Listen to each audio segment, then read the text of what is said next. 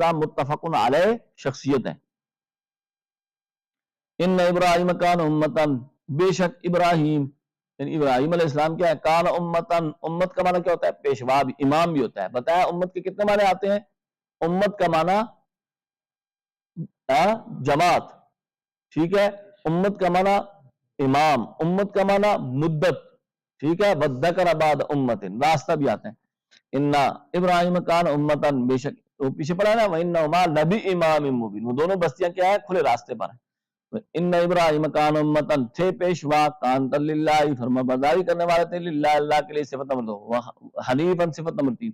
یکسو ہونے والے تھے حق کی طرف یعنی مائل ہونے والے. ولم یکو صفت نمبر 4. نہیں تھے وہ من المشرکین، مشرکین میں سے، شاکر لانعمی صفت نمبر 5. شکر کرنے والے تھے لانعمی اس کے انعامات کے لیے. اجتباؤ فضائل و صفت نمبر 6. اجتباؤ چن لیا اس کو، انتخاب کر لیا اس کا، وعدہ اور رہنمائی کی اس کی، الی صراط مستقیم سیدھے راستے کی طرف. وآتینا فی الدنیا حسنہ، فضائل حضرت ابراہیم اور ان کا نتیجہ دنیاوی. وآتینا، ہم نے دی اس کو، فی الدنیا دنیا میں، حسنۃ، ٹھیک ہے، اچھائی، بلائی. دنیا میں اچھائی سے مراد دیا کہ آپ کے دو بیٹے ہوئے، حضرت اسحاق علیہ السلام اور حضرت اسماعیل علیہ السلام.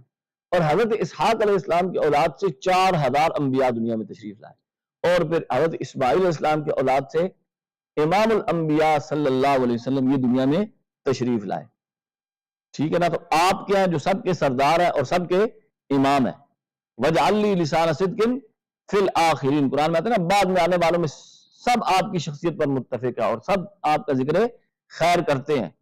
ٹھیک ہے، دیکھو ہم مسلمان ہیں، نماز میں ہم کیا پڑھتے ہیں؟ درود ابراہیمی پڑھتے ہیں. کما صلیت علی ابراہیم وعلی آل ابراہیم. تو اس کے برعکس بادشاہوں کے ناموں کے منار بنے ہوئے ہیں لیکن کوئی ان کو ٹھیک ہے جانتا تک، پوچھتا تک نہیں ہے.